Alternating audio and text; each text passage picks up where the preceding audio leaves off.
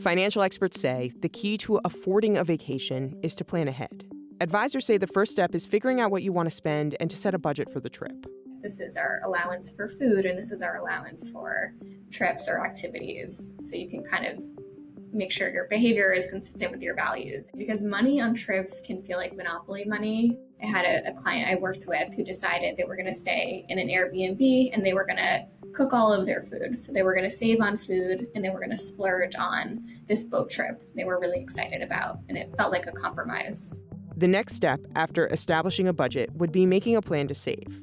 You can start small and daily. Maybe you're going to set aside a little bit of money each day or each paycheck to this dream vacation. And it can be helpful to have kind of a calculation set up. On top of setting aside the money, you can also find small ways to save on costs to make the most of your trip.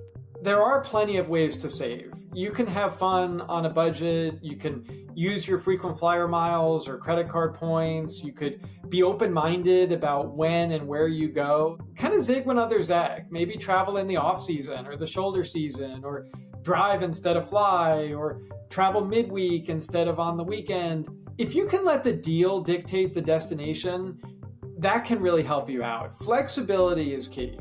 There's times when you just have to be realistic. If you financially can't swing a vacation, can you get creative? Can you find a way to take a break from your life or mimic a vacation without the big expense?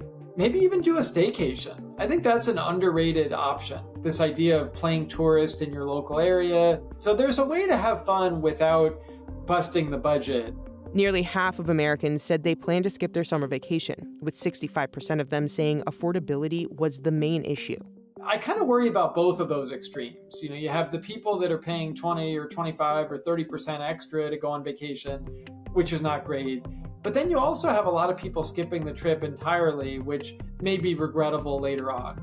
There's a ratio between the money being spent and the amount of time of your trip, and only you can decide if that experience, the memories of the 5-day vacation, is valuable enough to commit to having to worry about paying it off for months in the future.